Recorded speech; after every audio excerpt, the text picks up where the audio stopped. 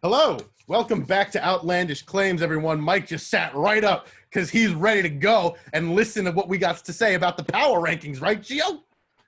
Listen, if you're not ready, what are you? Unprepared. That's what you want. Exactly. We don't like people that don't prepare for this stuff. Well, unless you're me and it's Ask the Host, in which case I'm not allowed to prepare. That's a little bit That's a little different. That's a little different. That's the rules of the game. Yeah, exactly. That's the rules. It's not, oh, you got a week to prepare and you don't see anything until ESPN, for those of you watching who don't know this about Gio, ESPN has long been his dream to work for them. He finally realized that dream 2 years ago now, right? Yeah, in August. 2 years in August. Dude is one of the people I'm proudest of. But also, it's a lot of fun to make the guy who works for ESPN then talk about what ESPN puts out. Because the conflict of interest is there. He can't be completely rude, but he also has to be honest, but he also has to not piss off Mickey. Mickey Mouse gonna find you like you're the Jonas Brothers. Oh, God. Just like in South Park. Just for those of you who don't watch South Park and don't get that reference. So, Gio, walk us through the power rankings. Tell us your thoughts, what they got right, what they got wrong, what they got wildly wrong, and some outlandish claims they have, maybe. Like, no bias here. Most of these ranking spots I do like, but the first one that immediately stood to me was Minnesota at 21. I feel like that's too high for a team that has dropped 8 games out of first place, 9 games under 500, and has arguably the worst bullpen in baseball right now. I think they should be a little bit lower, given how the Diamondbacks, who are 23rd in these rankings, they have Madison Bumgarner pitching out of his mind, almost like he just went back in time 6 years ago to the 2014 World Series. Ketel Marte returns pretty soon, I believe. Like the power rankings said, they have a 6-game losing streak, or they recently got out of a 6-game skid. But based on the talent and the way Bumgarner is pitching, there's more hope in Arizona than there is right now in Minnesota, a team that just lost Byron Buxton to the IL as well, mad. Then you go down to the 26th spot. And I see a team that started off the year red hot. We had them as one of the surprise teams in the AL Central, and the Kansas City Royals. They dropped 13 spots in a matter of 7 days. I think that's a little bit ridiculous that they dropped 13 spots. Granted, this is a team that's been absolutely ice cold in recent weeks. But I think they're better than the Rangers. I think they're better than the Angels, which is a two-person show, essentially, with Jared Walsh being like the third guy waving in the background. The Royals are being disrespected here. Yeah, they've been terrible, but they still have solid pitching. They're just a little bit cold right now. I think they'll rebound. Some other things I wasn't a fan of. I think Chicago is a little bit too high at 17, given how hot and cold they are, because they were recently above 500, and all of a sudden they're back under 500 in the span of a Thanos snap. Another thing that I wasn't a fan of before I go into things I did like in Outlandish Claims, I think as of now, the Yankees are actually too high at the 5 spot. Mainly because they've been facing weaker competition as of late. They destroy the Orioles all the time. I mean, they just blew a 4-run lead as of this recording to Baltimore. So them being the 5th best team after having one of the worst starts. They're now losing. So I think a team that's got so many significant holes that Mike has called out in rants for good reason, and still has not completely filled those holes, they should not be the 5th best team. So now I go to my outlandish claims here. I think the Red Sox being second are outlandish because, yes, they have a record of 22-16 of power rankings that we have here, but we know pitchers like Nick Pivetta and Garrett Richards and Nathan Eovaldi are not going to pitch this great all season. It is an absolute fluke, and I'm not being biased here. We've seen these guys pitch for years on end. Either they're going to get injured or they're going to regress to the mean. And they got swept by the Orioles to start the season. The best teams in baseball don't get swept by Baltimore. They take 1 or 2 games out of the series. The Dodgers won, not saying it's outlandish. Well, first off, they shouldn't be third if they've lost so much. They've lost 15 to 20 games. How is that the 3rd best team in baseball right now? That's one. Second, they're saying that Gavin Lux will finally get it going after batting only .209 so far this year with 24 strikeouts and 5 walks. Gavin Lux has been in the majors for a couple of seasons now. If he can't get it together by now, and you've lost Dustin May for Tommy John surgery, they shouldn't be third. The pitcher they're paying $40 million a season is getting pissed off because he can't win games that he starts. All right, so things I liked. I mean, I like seeing the Rays at ninth. I don't necessarily think it's right, but I like seeing them at ninth. Yeah, I didn't say anything about them because they're a top 10 team, I think. Ninth, whatever, like, that's fine. Their pitching is finally starting to get it together. Rich Hill had a great day yesterday. Yarbrough is best when he is not the starter, so please stop using him as the starter, Tampa. Let him be the bulk guy and pitch 5 or 6 innings in relief. Please just stop it. Stop starting him. That's really all I liked. I don't really find much else to. I mean, the bottom of the list, the Tigers are the worst.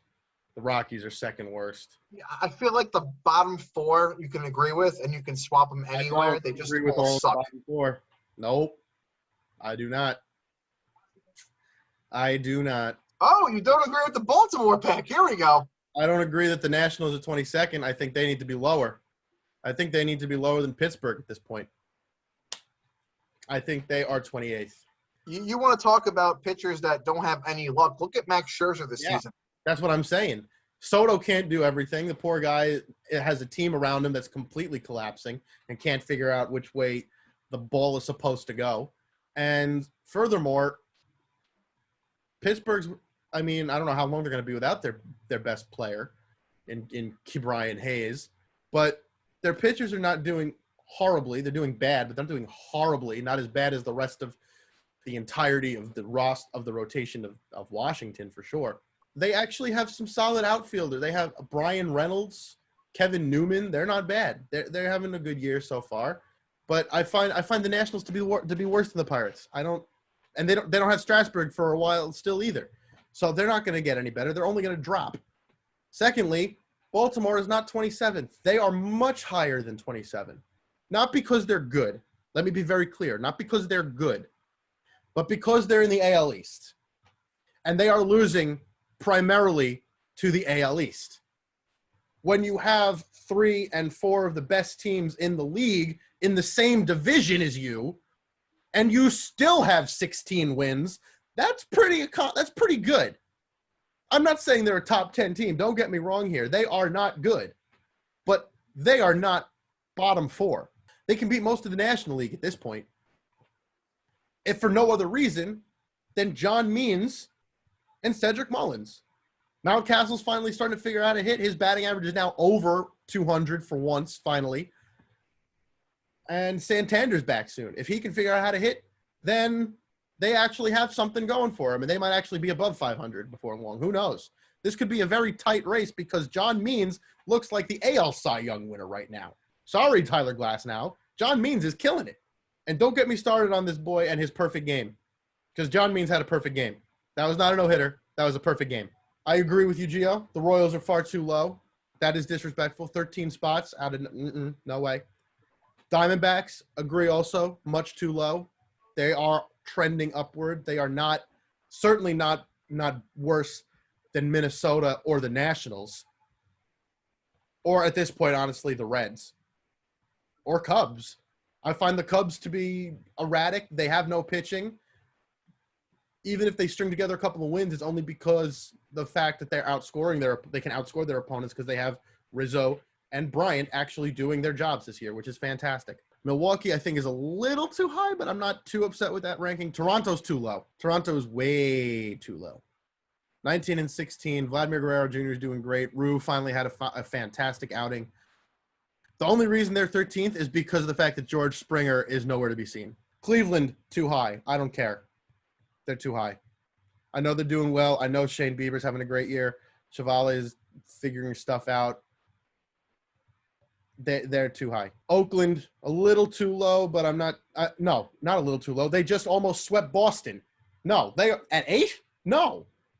You put Oakland at 8 and the Red Sox at 2? That's actually infuriating. They just beat Boston twice last week. What? That actually makes no sense. How did I not notice that first? That's so stupid. No. You can't be worse than the team you just beat twice. No. And then finally, the White Sox are not first. They're without two of their best outfielders. They are not two of. They are without their two best outfielders. That's it. Their pitchers are not completely solid outside of Rodon. Cease is having a great year, but he's kind of erratic in terms of output. He doesn't have a win-loss record that speaks volumes. I'm fine with top 5. Yeah. But top 5 for sure. One is no, I can't. One is not at all, and I understand that Andrew Vaughn is finally starting to hit. Shout out. That's why I picked him up in fantasy. It's not enough. You got to wait a little bit. He only has 2 home runs, and both of them just came in the last week. Let's see if he can keep it going for a little longer than a week before we completely overreact and say they're the best team in baseball. You still got a Buehler, Kershaw, Bauer Dodgers. I know Bauer's pissed, and he's looking like he might just get traded before the deadline because he's so mad. But it's still you still got to deal with the 3 of them, and I don't think you can string together 3 wins in a row against them. I don't think you could win 2 out of 6 against the 3 of them. Unless, of course, that's without even mentioning Urias. That is without mentioning Urias. You're right. That was incredibly disrespectful of me. Urias is having himself a Cy Young worthy year right now too. Another thing I wasn't a fan of here, Houston is ranked 10th. That's awful. That I agree. Let's dig in. 10th. They don't got pitchers. Framber Valdez is hurt. The only one you have is Urquidy and who's the other Greinke. one? Well, Greinke's not having a good year. Greinke's having a down year. I think he's got like a high 3 ERA. Christian Javier is a revelation. He looks really, really good. But at the same time, you don't have Verlander. Greinke's having a down season. It can't be on those two. They're not 10th. 100% agree with you, Gio. They are not 10th. All right. Cut through it like peeing on an ice sculpture. That will do it for today with Gio.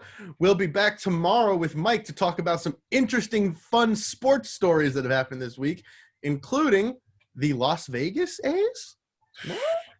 What? Raiders of the Lost A's. We'll see you tomorrow and see what Mike thinks. See you then. A-Town down.